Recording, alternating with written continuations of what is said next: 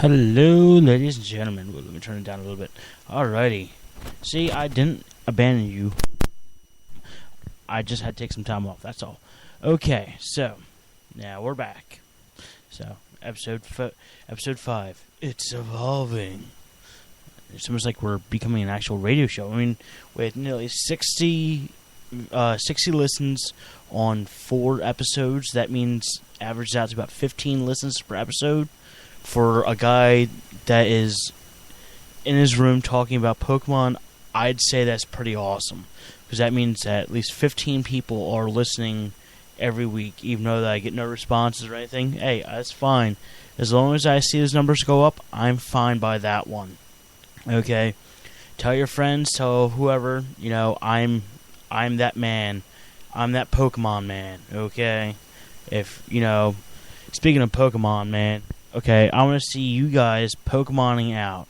So that means cosplay, posing with Pokemon plushies, whatnot, whoever, throw up on Twitter, hashtag Missingno Radio. I want to see those things, or else you can go ahead, you can put them onto the Facebook Facebook page, which is facebook.com / Missingno Radio. Alrighty. Now, okay, I did have it on vibrate. Alright, well, let's just put that on mute. I'm talking about my phone here. Alright, so, first thing, they revealed a new Mega Evolution for Alpha Omega Ruby and Alpha Sapphire. I just want to make sure I get those right. So, and the new one is Mega Metagross. Okay, he is metal. So, anyway, that one there, I think he looks pretty neat. But he does kind of just look like he just kind of picked him up and flung him, turned him to the side. Now you're getting like an underside view of him, type of thing. But, hey, man, I could be wrong. I only saw a couple pics of him. So, also, I managed to catch the video game nationals. I have to say, congratulations to Alex, I forget his last name. It began with an H. But I was watching today, and that was a pretty intense match. It was those guys there. They, that was an awesome battle, I have to say. I watched on YouTube, but it was awesome as anything to see. I never would have thought that Hydrangea, or whatever that guy is, 3-headed dragon guy, I never would have thought that he would have been that powerful. Looking at stats in a book, it really does go to show that, you can look at stats on the page and all, but they never really do account for playability.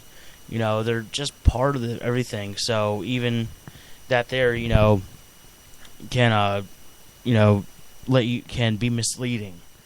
So, but the fact that they had like Kangaskhan's out and, the one I'd never expected to see was a Drugan. Because I remember looking that thing up and it was like, it's the weakest dragon type. I'm like, back in the box you go. Go ahead, you little ball of sludge.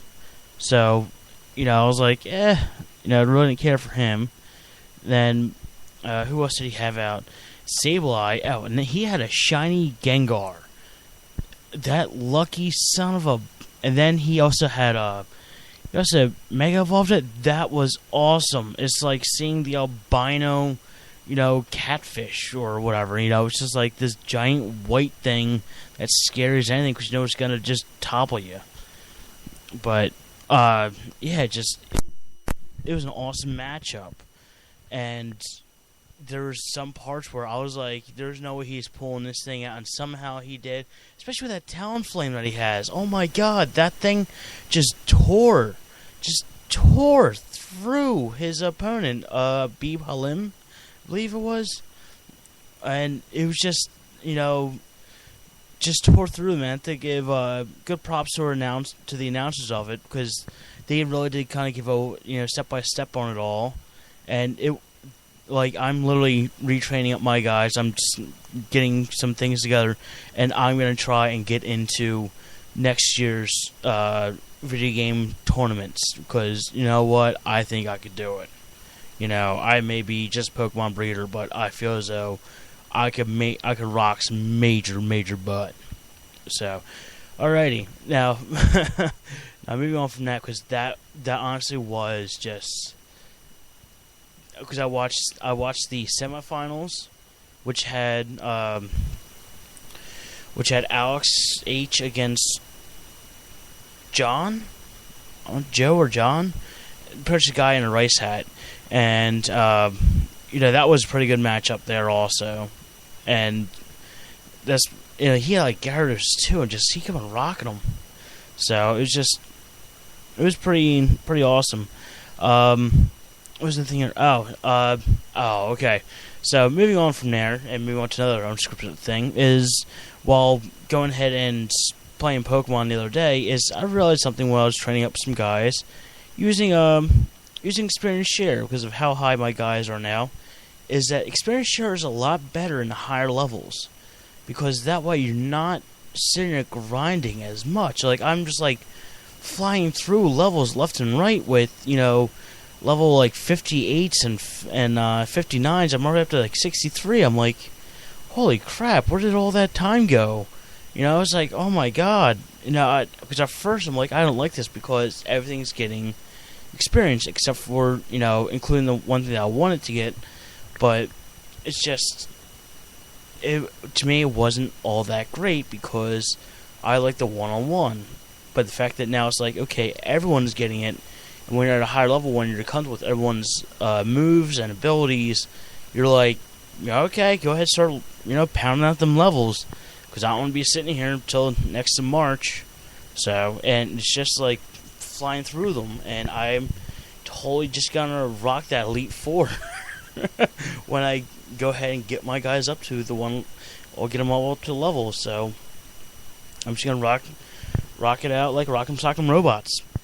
So, and the other thing is, I've been an idiot of all these years of playing Pokemon to now, once again, while playing Pokemon, is I realized how much of an idiot I have been when it comes to using items. Because the item, now everyone's probably thinking like, oh my god, he was trying to use a whole bunch of berries and realized that he could just use something else. No, it's not that. Is full restore versus potions. Like before, I was like, full restore would cost too much, whatever. But it's kind of like it's only like maybe $500 cheaper per item versus a super potion. What was that? Well, I just had a loud bop in my ear, but so yeah, just it's I was okay. No, that wasn't playing. I was just checking to see if anything else there came up, but yeah. So I always use the max potions, or not max, the super potions, but I always stuck there with the status effect, and then this game here I just started buying full restores because I was like, whatever, I can always get more money. And I've been like, holy crap, I get to restore my guy and fix him. So I've just came into the light of that whole thing. And I realized I was like, I am such an idiot. So there's always something to learn when you go through more and more. And I had my first online battle with a friend, and I got my butt kicked. Why? Stupid fairies. God, I hate fairy types sometimes. But no, overall, it was pretty good. It pretty much all came down to the fact that, because it was automatically level 50, but because the stats stay up where they were, it just came down to a stat difference.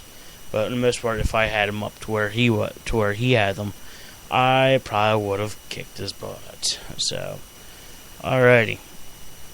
Now, on to my big gripe that I have.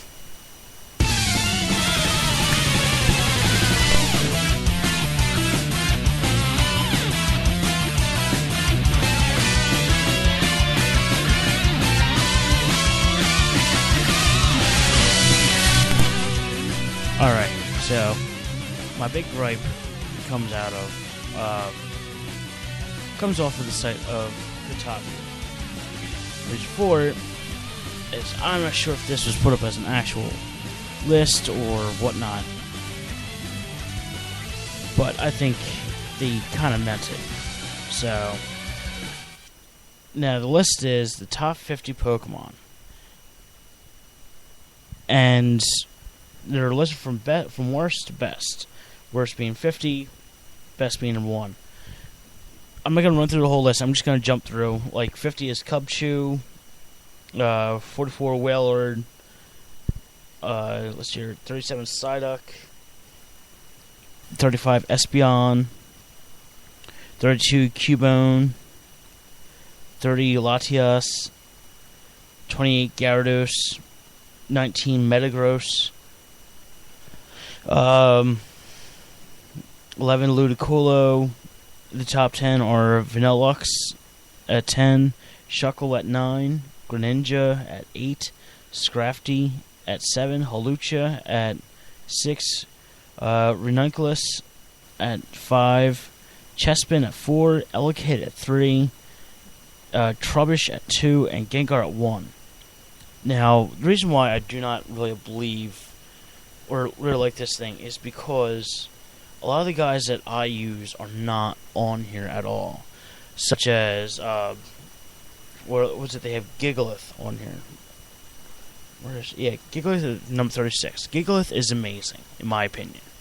Okay, he should be up higher on the list. He should be out of 30s. He should be much more in the 20s. So, but like, Thundurus, he's legendary. He gets automatically kicked off the list. It doesn't matter.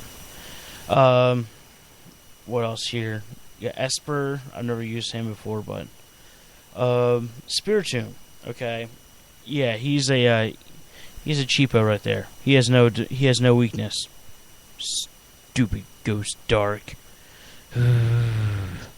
Anyway, so I got Klefki. Klefki is a fairy type, and you know, honestly, he sucks. Shuckle, he sucks. Like, I've tried to use him before, and I just can't use him at all. Hawlucha, I do believe he should be up in the top 10.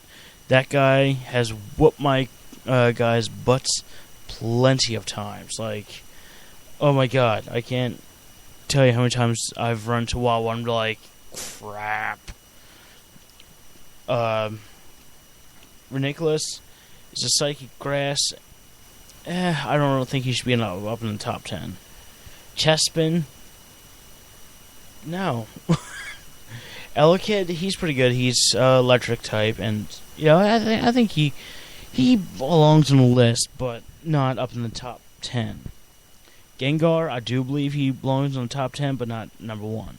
Because number 1 is always going to be fought over because no one ever has a favorite list.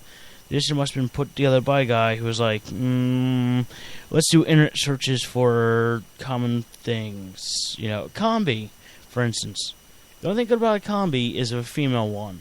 Why? Because then you get a Vespiquen. And Vespiquen then goes ahead and, you know, does nothing once again. So, what was it? Melodic. This is one of the hardest ones to get, but yeah, it does serve a really good purpose. Let's see here. Go-Goat. The only great thing about Go-Goat is you get to ride it. That's it. Psyduck. Let's move on. So, Lugia. You know, Lugia is really cool, legendary, off the list. Duskull, really cool, it's a dark type, dark ghost, so he can stay. Latias, legendary, off the list. Charizard, that guy there, he's a pain in the ass, but hey, keep him on the list. Thundurus, legendary, off the list. Porygon Z, yeah, they have Porygon Z and Porygon